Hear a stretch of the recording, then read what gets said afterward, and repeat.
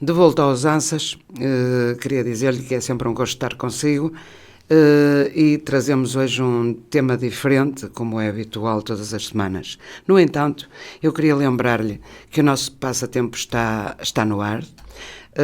O meu cão também sonha, espera por si. É um livro de Augusto Canetas, um conterrâneo nosso, daqui de pertinho de Barroselas, embora não viva cá, ele é oriundo de Barroselas. Portanto, mais do que uma razão para procurar a escrita do Augusto e, ao longo do programa, diremos qual é a pergunta de hoje, que terá de decifrar, que terá de responder como deve ser para levar o livro para casa, e já sabe como se pode proceder, é vir à Rádio Geice, solicitar o livro, dar a resposta, e o livro é seu, acho que vale a pena. Portanto, não se esqueça, pense nisso. Hoje a nossa conversa vai precisamente também para livros, e esta questão da escrita é um tema extremamente abrangente. As pessoas escrevem poesia, escrevem prosa, mas a prosa, que é o caso de hoje, leva-nos a imensos sítios, tal como a poesia, mas por caminhos diferentes, e eu creio que vai ficar entusiasmado com o tema do livro que lhe propomos hoje para uma curta análise, porque é sempre curta, e sabermos da sua autora o que é que ele levou a escrever, porque é que escreveu e se há algum facto real neste romance, digamos assim. E eu estou a falar-lhes propriamente da Diolinda da Silva, que é uma pessoa que nasceu no dia 20 de agosto, imagino, no dia da cidade, e que em 64 chorou pela primeira vez, com certeza, e em 68 abalou para a França para ir ter com o pai, acompanhada da mãe e das irmãs. Portanto, cresceu sempre numa zona maravilhosa, a Cidade da Luz, na região parisiense, e isso deu-lhe com certeza, através dos estudos e da sua profissão, deu-lhe com certeza uma bagagem bastante alargada para o que faz hoje e para o que escreve também, quer se queira, quer não. O mundo educa-nos, dizia alguém, e muito bem. Diolinda da Silva, muito bom dia, obrigada por estar connosco. Muito bom dia. É um gosto tê-la aqui, obrigada por ter também acedido ao convite. E nós queríamos saber realmente, esta Diolinda que vai para Paris, que já lá tem o pai, que é acompanhada da mãe e das irmãs, que processo foi este e porquê o regresso a Portugal tantos anos depois? É assim, foi quando eu fui para a França, eu tinha 3 anos. Eu fui obrigada a seguir, porque os meus pais, a minha mãe levou-me, e eu cresci, estudei, trabalhei lá, mas sempre com aquela coisinha, assim, um aperto no coração que me dizia que um dia eu ia voltar para Portugal. E então eu andei por lá, esse tempo todo, com essa ilusão, com essa saudade, e até que um dia, pronto, eu casei com uma pessoa daqui de Portugal, então eu pensei que isso ia me trazer aqui para Portugal, mas não foi bem o caso, porque o meu marido também queria ir para a França. Então, ao início vamos 5 anos, e depois ficámos lá 20, casados. Mais 5. Exatamente. E, de repente, não sei, as minhas filhas, tenho 2 filhas, elas estavam a crescer, ainda não namoravam, e nós achámos que era um momento para regressar a Portugal. E foi nesse momento que nós mudamos, viemos definitivamente aqui para Portugal. Eu sempre tive aquele bichinho de escrever, desde a idade de 12 anos, que escrevia frases, poesias, escrevia tudo o que me aparecia, uns capítulos, de tudo, de nada, e guardei tudo numa caixinha, aquela caixinha de surpresas, e essa caixinha foi justamente, arrumei-a quando eu estava a escrever o meu primeiro livro aqui em Portugal. E pronto, e foi uma descoberta fantástica. Que naquele momento, quando eu escrevia, eu não sabia porque é que eu guardava aquilo tudo, mas eu guardei. E resolveu abrir a caixa. E um dia resolvi abrir a caixa. Estava eu a escrever este livro, que era Telhado Aberto em francês, porque foi escrito em francês em primeiro. Pois, só uma curiosidade, a Diolinda escreve em português e em francês. Exatamente. Sempre, qualquer livro. Sim, qualquer Muito livro. bem. Quer dizer, Telhado Aberto, sim. Geralmente, é o primeiro livro. É, o primeiro livro. Esse é o primeiro livro em português. Ah, primeiro em português. É o muito bem. primeiro livro em francês que eu escrevi, mas também é o primeiro livro em português, porque quando eu escrevi A Toi Ouvert em francês, que é exatamente esse, as pessoas daqui não entendiam porque é que eu escrevia em francês e não escrevia em português. E fez-lhes a vontade. Sim, exatamente. Depois de tantos pedidos, fiz a vontade e pronto, e deu isto, e o livro tem sido vendido bastante. Ótimo. E é uma linda história de amor, e como todas as histórias de amor que eu escrevo, porque eu só escrevo histórias de amor. Porque acabam bem? É, sempre. Ah, ótimo. Eu não gosto de histórias que não acabam bem. Temos de ser sempre positivos, não é? Sim, sempre positivos. E eu acho que, para mim, ler um livro é quando o livro acaba bem, porque eu não quero estar a ler uma coisa onde eu passe muito tempo e depois não acaba bem e eu fico completamente frustrada. Claro, percebo perfeitamente. Curioso que neste seu livro há aqui um paralelismo entre duas situações, não é? São mais, mas pronto, vamos pegar em duas, que se destacam ao longo do livro, e para além disso, há aqui uma chamada de atenção bastante grande a várias coisas. Uma delas é o problema social, a dificuldade de viver condignamente. Num dos casos, ainda não li o livro todo, mas não é necessário para chegar a esta conclusão. Sim. O trabalhar sem se saber em quê, por uma questão de sobrevivência também. E depois aquela pessoa que até é abastada, é uma pessoa com uma vida social a que chamamos de alta, em todos os aspectos, e se faz passar por uma pessoa que é carenciada e muda de roupa conforme as situações, ao chegar a casa, sair de casa, estar na rua, ir para outro sítio. É interessante essa parte, foi engraçado, achei piada. E eu quis, acho eu, neste livro, eu quis demonstrar que uma pessoa tanto pode estar muito bem na vida, como pode estar completamente em baixo. E eu sempre tive um carinho, vamos dizer, para as pessoas sem domicílio fixo. E eu achei que o facto de fazer a comparação e de associar esses dois mundos, porque é um mundo de uma pessoa que tem tudo, ou mais ou menos tudo, sim. E aquela pessoa que não tem nada. E o facto de associar esses dois mundos eu achei interessante, porque aqui trata-se de uma... Trata-se daqui também faço referência à pintura, também faço referência a muitas coisas que estão mesmo em paralelo, vamos dizer. Que é outro mundo também, exatamente, muito específico e muito especial. E quando eu escrevi esta história com a linda história de amor, porque o esquema apareceu-me assim, pronto, e eu escrevi a história, só que eu achei que tinha alguma coisa que faltava nessa história. E como eu sou sujeita a sonhos premonitórios... Sim, também foca aqui. Esta rapariga também é... importante, se calhar, falar e associar alguma coisa que seja do meu conhecimento. Exatamente. Já agora, o que são sonhos premonitórios? Sonhos premonitórios é sonhar desde a idade de 13 anos quem vai casar, quem vai nascer, quem vai morrer, quem vai... É isso. É quase adivinhar a sorte e o azar?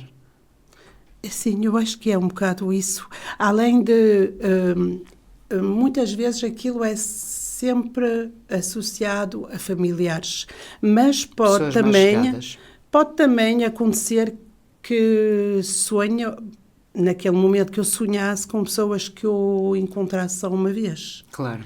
Mas eu vou dizer, com o tempo, sonho, mas não sonho tanto como sonhava quando eu era jovem. Mas, sim, ainda lhe acontece? Sim, claro, frequentemente? Sim.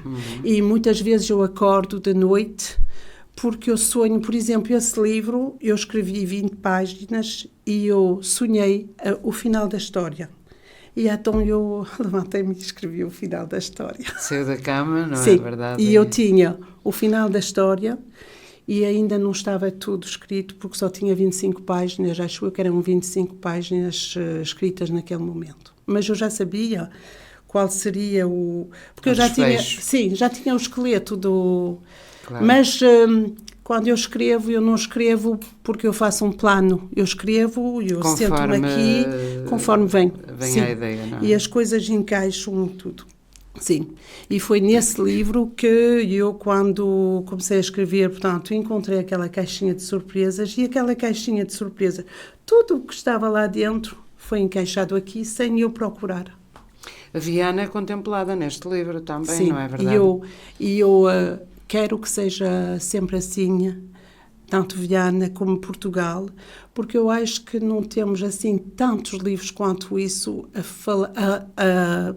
de romances passados, sobre... Sim. Passados em Viana. Exatamente. E eu quero guardar essa... Porque quando eu escrevi em português, em francês, eu perguntei-me assim, bom, vou escrever em português ou em francês? E pronto, aquilo surgiu-me normal de escrever em francês, porque já estava lá há 37 anos.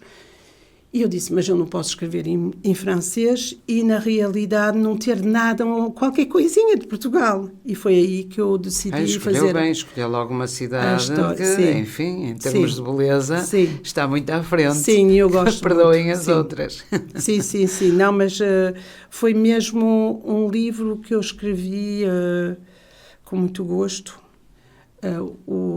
Os 3/4 ou 1/4 praticamente a chorar, porque nas partes onde eu escrevia sobre o sujeito que era sem domicílio fixo, pronto, eu integrei-me mesmo na personagem e foi como se eu desse ainda mais vida a essa personagem. Acredito. Isto é quase como aquela pessoa que está a ver um filme e não consegue perceber que aquilo é um filme. Sim, e depois e assume a posição do ator que mais o intimida, não é? Sim. É quase a mesma coisa. Isso é engraçado porque eu tenho esse problema, sabe? Eu, quando vejo um filme, por vezes tenho de desligar porque senão é um problema. No entanto, sempre que depois uma pessoa sabemos fica a técnica nisso. do cinema, essas coisas todas, mas por vezes não consigo dissociar-me da personagem.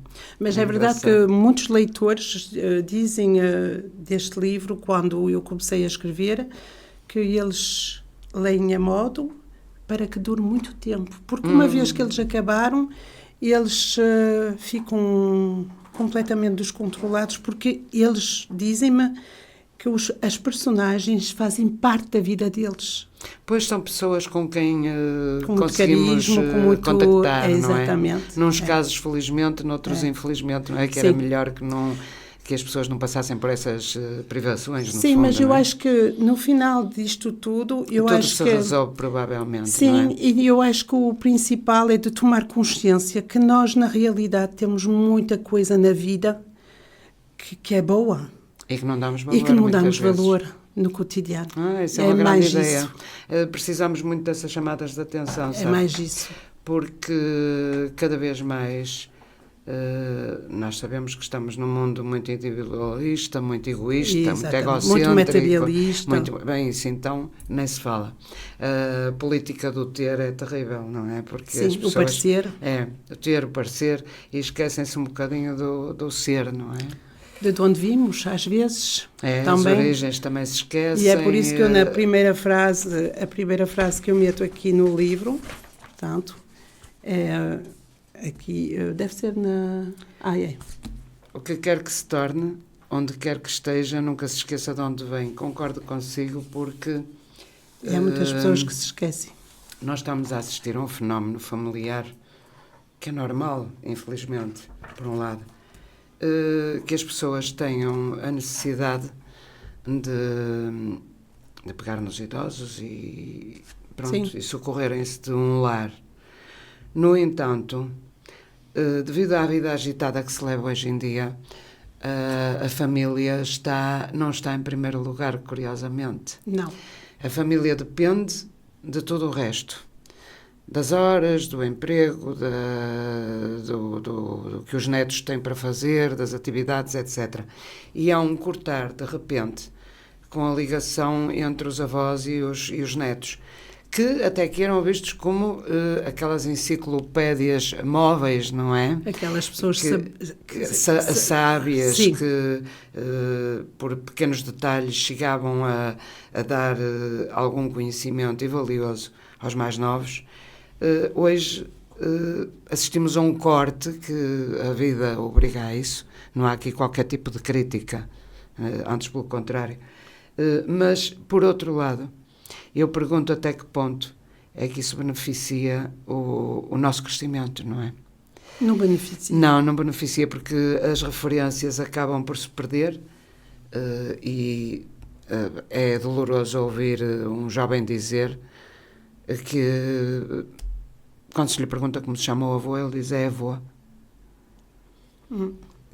Porque não sabe identificar, e nós estamos a falar de uma criança, não é? E eles têm tanto a nos ensinar. É verdade, acho que sim, a experiência de vida, este conhecimento que se vai adquirindo ao longo dos anos e que nos faz gente, no fundo, não é? Exatamente.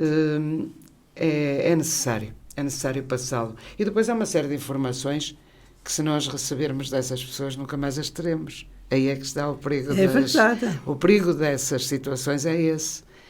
É que há coisas que nunca mais conseguiremos alcançar, porque não sabemos de onde elas vêm, não sabemos as referências. E a vida não é nada como era antigamente, há 40 anos. Claro. E há 40 anos eles viviam perante a experiência de vida. Hoje é vivido perante... mais lentamente, Sim, não é? é diferente. É, completamente. Até aí sabemos que a sociedade evoluiu nesse sentido e que as relações humanas perigaram um bocadinho e perderam, não é? Sim. E perderam bastante.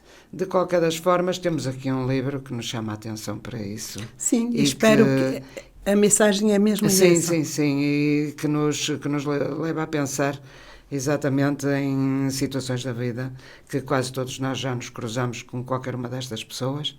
Não é ninguém estranho. Sim. E esta rapariga tem alguma coisa a ver com a Diolinda, claro? Assim, essa rapariga, vamos Esta dizer, jovem de certeza que tem qualquer coisinhas a ver comigo, porque eu acho que cada autora transmite sempre qualquer coisa sobre ele. Porque há pessoas que me dizem assim, há autores, amigos meus, que me dizem não, eu não meto nada, eu não ponho nada. Não é possível. Mas depois vamos a ler, não é? Está Quando lá. uma pessoa escreve com coração, Sim. Sim. Eu acho que não é possível. Acabamos sempre por pôr lá qualquer coisinha. Exato. Então, neste momento, o que é que a Diolinda está a escrever? Neste momento, eu estou a traduzir um livro em português, um romance meu em português, que é... Deixa-me só... não é isto. Je suis là où tu ne m'attends pas, que é... Espera. É este. E estou aqui onde não me esperas, que vai ser... que estou quase a acabar.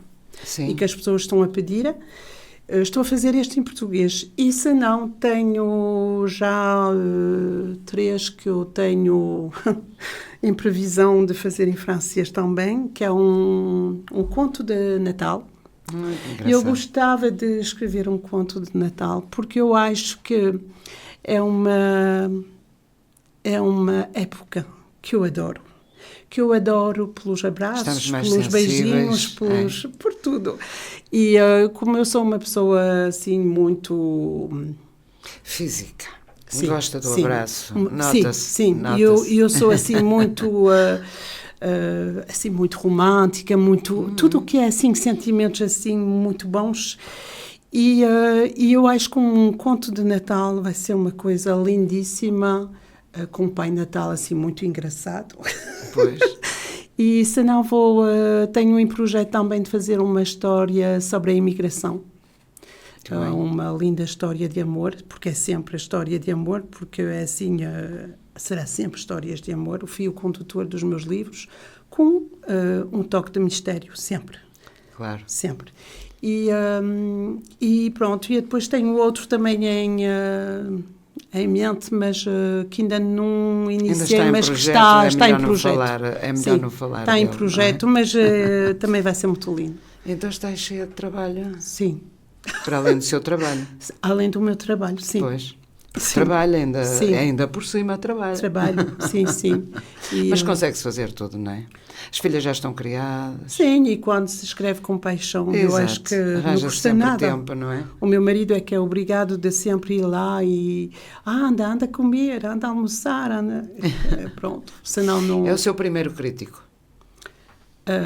Eu acho que sem ele eu não teria avançado na escrita. Neste processo? Sim, porque eu acho que eu tinha um pouco de falta de confiança em mim.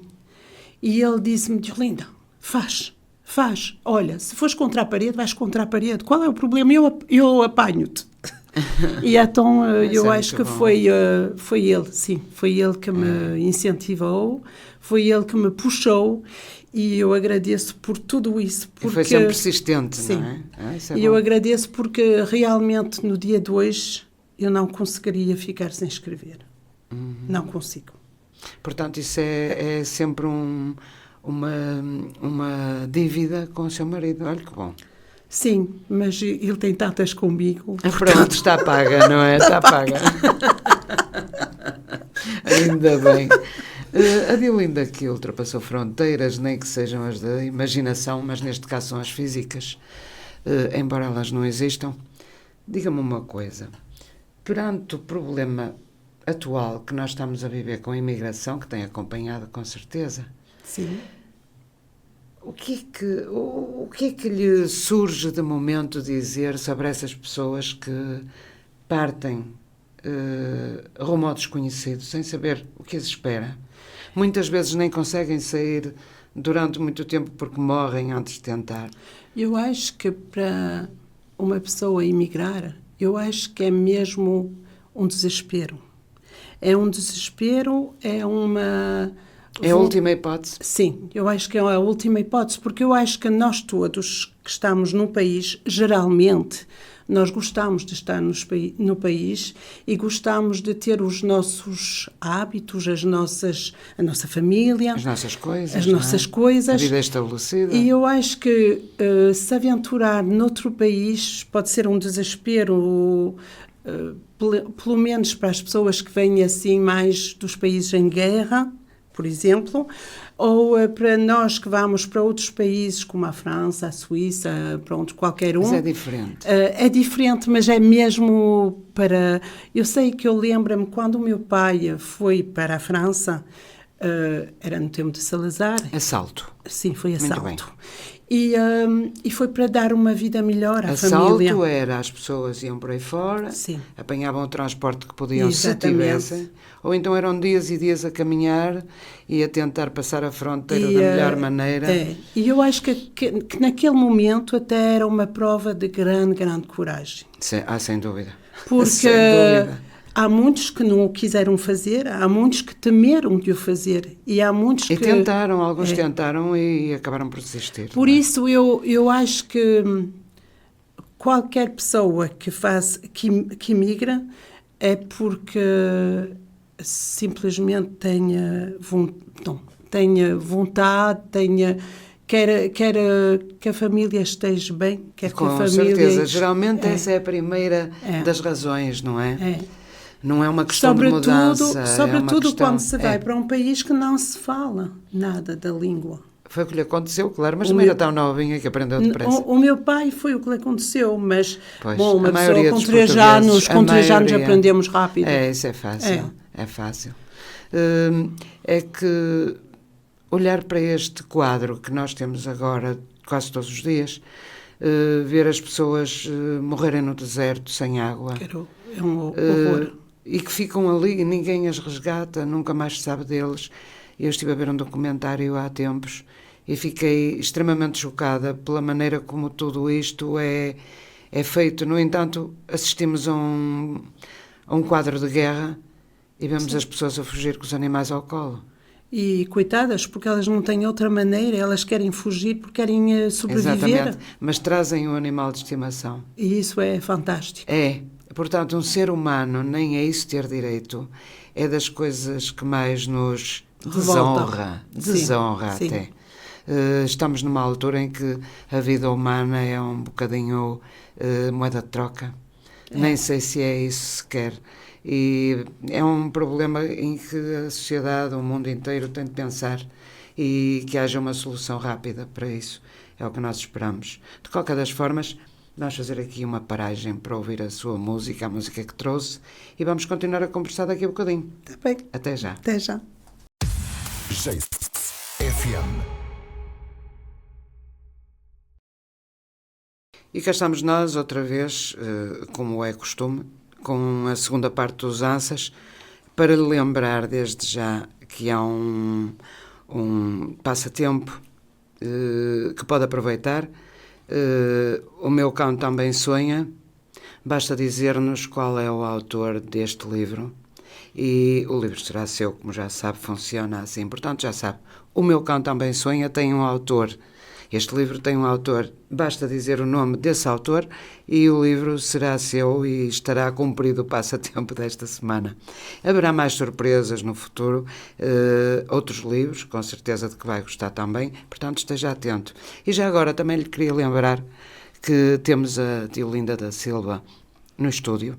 Estamos a ter uma conversa sobre livros, precisamente. Uma pessoa que se divide entre o português e o francês, e que vai traduzindo de francês para português os livros que já escreveu em tempos, outros porque está a escrever agora, e temos estado numa conversa interessante em que já se passou pela imigração, pelos avós, pelo conhecimento das pessoas mais velhas, enfim. Como vê esta camada jovem que vive ligada à eletrónica, que lhes absorve demasiado tempo, é solução para muitas outras coisas, como a busca rápida de conceitos, de análises de livros, por exemplo. O que acha que vai acontecer? É verdade. Nunca nenhum sonho premonitório lhe falou disso. Ou talvez sim. Não. Era interessante. Era, por acaso era. Tem de começar a pôr esse tema na lista. Questão. A minha opinião nesse ponto é que realmente a única coisa que é um bocado constrangente é que já não leem livros. O corpo. Este sim. corpo já e não mesmo diz muito, livros não é? até nas tablets, eu não sei como é que se Sim, nas tablets. já não leio. Eu acho que para mim as mensagens são sempre com abreviações, portanto já não escrevem corretamente. Acho que a internet, essa área assim dos computadores, dos telemóveis, é muito boa porque nós temos muita possibilidade. O mundo está ali, não é? Antigamente tínhamos que pegar um dicionário para poder procurar isto ou aquilo, ou uma revista para procurar sobre um país. Isso é uma vantagem. É uma vantagem porque claro que eu sim. mesmo quando eu estou a escrever nos meus livros, quando estou a escrever e que tenho alguma pesquisa a fazer perante um assunto que eu até não domino tão bem ou coisa assim, vou para a internet. Surge, não é? Até uma palavra Exatamente. que surge, vou para a internet e então ali vejo o que eu estou à procura e eu acho que isso é fantástico. A única coisa é que eu acho que eles estão muito agarrados, já não há sociabilidade como tinha antigamente, estão ali, estão a falar se calhar... É o tal individualismo de que estávamos a falar há pouco. Estão ali, se calhar estão a falar com um amigo que mora a 1 quilómetro e não vão tomar um café juntos, eu acho isso um bocado... Pior do que isso, Sim. Desculpe interromper, é ver uma família num restaurante em Todos que a com- mãe está com o telemóvel, o pai, o filho mais novo, o filho mais velho e o filho do meio, e toda a gente está com o telemóvel na mão e ninguém conversa. No entanto, já assisti a 2 pessoas numa mesa a mandarem frente a frente mensagens uma para a outra. Meu Deus. Meu Deus, isso é horrível. Portanto, isto é demais, não é? É constrangedor. É.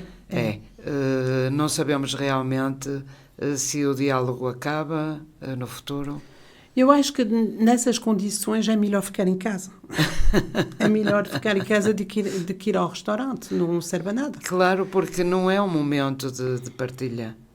Cada um come o que quer e vê o que quer e fala com quem quer, mas não com as pessoas, não é? Que estão ali diretamente ligadas. Por tudo, ligadas pelo sangue, pela amizade, pela família, por tudo.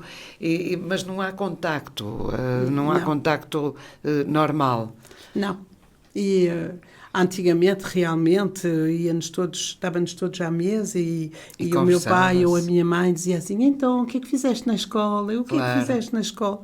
E isso era trivial. Era bom. Hoje é capaz de não ser tão corrente. E também acredito que não seja, que logicamente que estamos a pôr o painel muito negro, não é? Sim. Não é toda a gente, felizmente.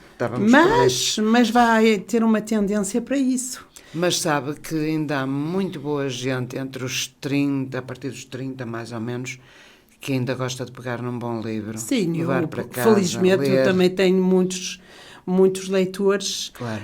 Até jovens, quando eu estou, por exemplo, em dedicatórias num supermercado, eu vendo até bastante adolescentes. Sim. Mas não são todos. Não são todos que se interessam e muitos passam na frente dos livros e nem sequer veem os livros, nem sequer... Deixou de se apreciar a beleza da escrita. Isto é, porque é que os jovens não gostam dos clássicos? Porque, isto dito pelos jovens, sim, para ir buscar uma batata ao cesto, os clássicos passam pela cozinha, ainda vão à despensa, ainda encontram o cão pelo caminho, descrevem o quadro que está na parede, tiram uma fotografia se for preciso, enfim, dão muitas voltas para chegar ao assunto. Sim. A camada jovem hoje não quer isso. Quer coisas objetivas, rápidas muito práticas. E práticas, exatamente. Estão errados? Não, não estão. Mas na questão da escrita, deixou de se apreciar o belo, que é essa descrição dos nossos clássicos, de Queiroz, Camilo, etc. Sim. Veja que o Camões, para a maior parte dos jovens, é detestável. Sim. A verdade é esta. É. E isto é quase como na música. Há muita gente que não gosta de jazz. Precisamente no caso do Camões, porque não se entende, e no jazz também. No jazz também, portanto, é tão bonito. É preciso entender a música e entender a escrita, não é? Mas eu também acho que isso é uma parte que deveriam ter os pais. Porque as minhas filhas eram pequeninhas, quando elas tinham para aí 10 anos, o que é que eu encontrei para elas gostarem de ler? Eu disse assim, olha, esta semana vais tu escolher um livro para tu leres. Há tantas maneiras. E tens 15 dias para o ler. Depois, a semana seguinte, é a tua irmã. E andava a comprar sempre livros, todas as semanas, para uma, para outra, e então, entre elas, era como um concurso. Exatamente. Já lestes? Eu já acabei. E elas gostam de ler.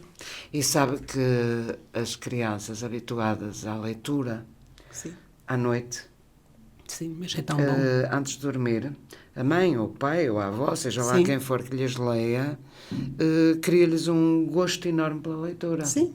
Contrariamente ao que as pessoas possam pensar. Mas isso é muito importante. Não é para lhe provocar o sono, não é só. Não, é também para meter... Para despertar lindas... para a curiosidade também, não é? Tem vários fatores associados. Sim.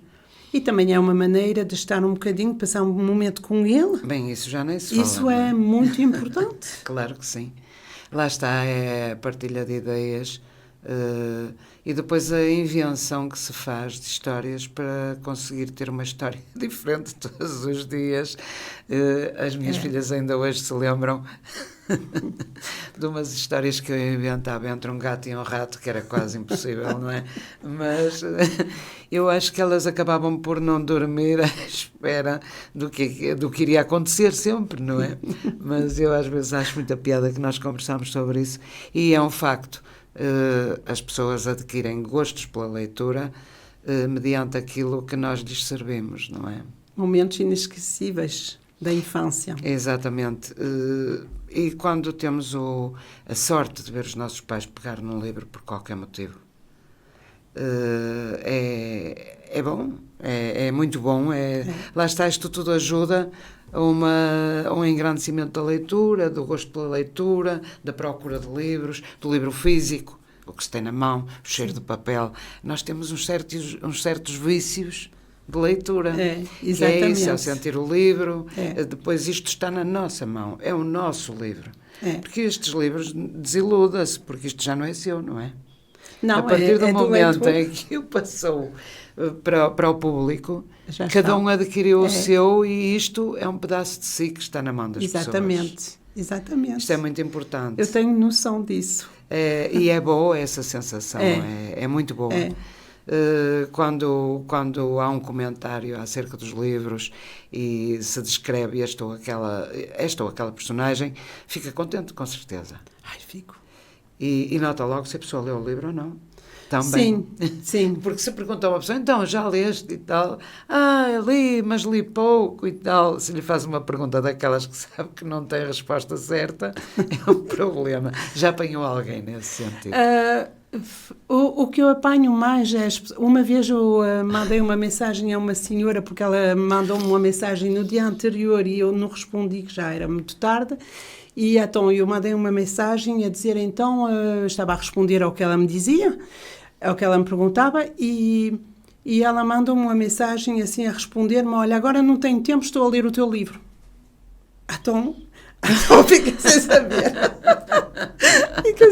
Mas estava ainda na capa, com certeza. Ainda estava na leitura.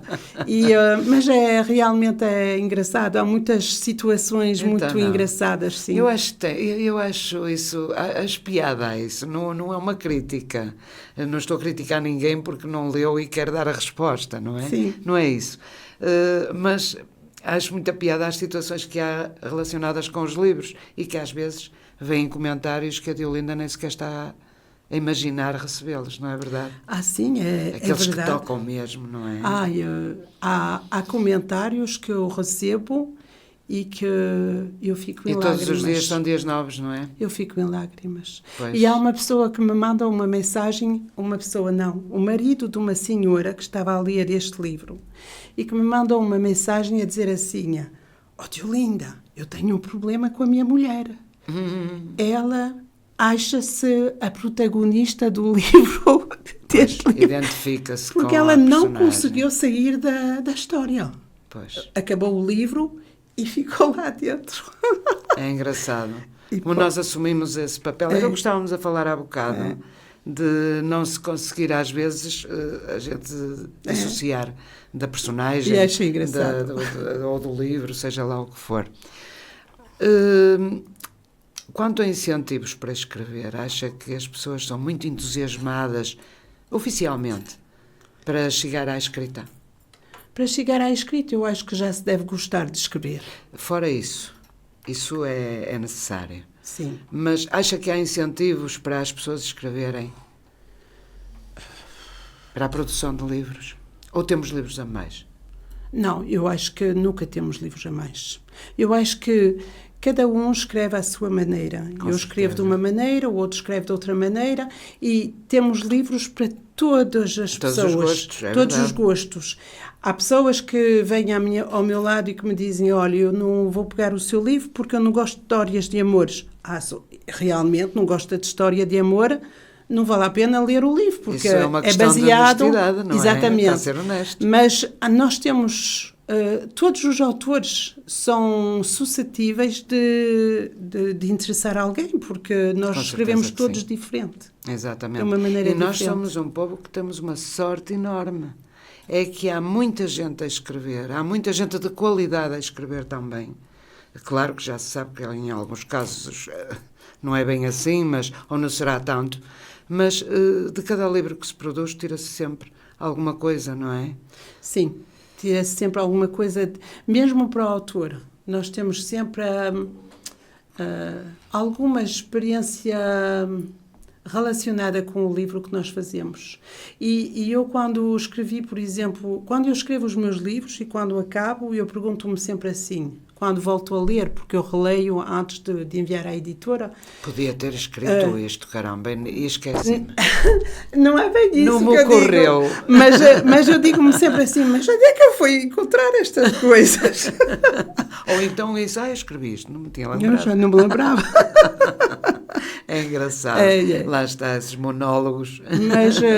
Mas é bom e portanto também dar valor à escrita de um autor, porque o autor passa horas e horas e horas a escrever, sobretudo a corrigir, porque o mais difícil na escrita não é escrever. É correção. É a correção. Posso-lhe fazer uma pergunta? Sim. Quem corrige os seus livros? Sou eu e a editora. Muito bem. Porque eu não edito sem uma correção. Porque eu sei escrever e escrevo bastante bem, vamos dizer. Há sempre de alguém. Há sempre falhas. A visão de fora. Exatamente. É fundamental. Mas eu acho que quando se escreve um livro tem que ser sempre muito profissional. E, portanto, eu tenho sempre essa... Bom, de qualquer forma, as minhas editoras não deixam sem corrigir. Revisão. Sim. Mas depois há uma revisão que é feita entre eles e eu. Às vezes eles fazem uma revisão, uma correção de qualquer coisa que eu não estou de acordo. E então depois nós debatemos. E às vezes até acabamos por pôr outra coisa, porque nós estamos de acordo. Claro. Mas é importante, quando se edita um livro, ter a revisão. Sim. É fundamental. Porque nós chegamos até ao fim e já não vemos nada, já não lemos nada. E outra coisa, é importante, é para o autor, não é para quem lê. É para o autor e eu acho que é um respeito para os leitores também. Sim, mas é importante para o autor porque, por vezes, uma má correção pode estar tudo a perder. Sim. E é tão fácil passar tanta coisa quando se escreve, não é? Sim, claro. É tão fácil a pessoa não se aperceber. E eu, sinceramente, eu sou muito perfeccionista e não suporto as coisas mal feitas. Eu prefiro passar mais 20 horas do que deixar isso por fazer. Não. Claro, não. Logicamente. E este livro, o primeiro que eu escrevi, eu tenho 500 horas neste livro. Contabilizou, caramba. Eu contabilizo, sim. Engraçado. E este livro que eu escrevi, o último, tem 280. Portanto, de um para o outro... Passou a metade, quase. É um trabalho muito grande, mas também uma pessoa acaba por saber, por ter experiência, por já não escrever as coisas da mesma maneira, com os mesmos erros, gramaticalmente claro. Eu evoluí. Pois, porque deve ter, por vezes, algumas dificuldades. Agora nem tanto, não é? Mas no princípio deveria ter gostado bastante. Sim, ao início, quando eu editei este, ainda arrastava assim as coisas. Claro. Sim, claro. E depois, por vezes a tradução também não ajuda, não é? Em certos casos. Sim. Depois o facto também de trabalhar aqui, de estar num escritório onde eu trabalho, onde eu falo em português e em francês, também a coisa ajuda. Muito bem. E o que ajuda também é este desafio que estamos a fazer a quem nos ouve, que está com certeza interessadíssimo nesta conversa e que é para que leia um dos seus livros, que encontra onde? Os portugueses encontram por todo o lado. Nas livrarias. Nas livrarias, ou na OC, ou na Chiado Book. E os franceses encontram... Também podem encomendar ao pé de mim, diretamente comigo no Facebook, na minha página. Diolinda da Silva. Qualquer os franceses, os portugueses, e se não os franceses em França, é nas livrarias e nas editoras e nas plataformas de livros. Muito bem. Diolinda, olhe, escreva muito. É o mal que lhe desejo. Espero que sim. E que eu possa assistir a alguns e ler alguns. Estou entusiasmada a ler o seu livro. Muito obrigada. Estou a gostar, sim. Achei piada. A trama em si da história. Sim. Estou a achar muita piada, ainda não acabei. Também não viria fazer esta conversa consigo se já o tivesse acabado, não tinha interesse. Pronto, nesta então altura... não digo como é que vai acabar. Nem pensar, nem a mim, nem a ninguém, não pode. A surpresa é pedrinha de toque. Vai ficar surpreendida. É isso que eu quero, é que me surpreenda. Olha, tudo do melhor para si, que consiga realmente chegar onde quer, que consiga surpreender-nos sempre, que a gente está aqui à espera de novas coisas, Sim, novos se Deus livros, quiser. novas palavras e, quem sabe, até ao fim do ano ainda duplica este número de livros, sabe-se lá. Sim, pelo menos espero ter este em português. Muito bem, já é um princípio. Sim, exatamente. Sempre a trabalhar, é assim mesmo. Olha, muito obrigada pelo convite. Felicidades para o seu trabalho. Muito obrigada. De nada, sou obrigada também por ter vindo. É sempre um gosto divulgar coisas novas, gente que se desconhece à partida, que era o meu caso, não a conhecia. Se calhar o que eu já perdi, não é? Mas pronto, é o que tem de ser. Vai sempre a tempo. Sim. Quanto a nós, já sabe, sábado, segunda-feira, estamos outra vez aqui para lhe trazer uma nova conversa amena. Não se esqueça do passatempo e não se esqueça de estar desse lado, porque é sempre o mesmo final. Sem si, isto não seria a mesma coisa. Fique bem. FM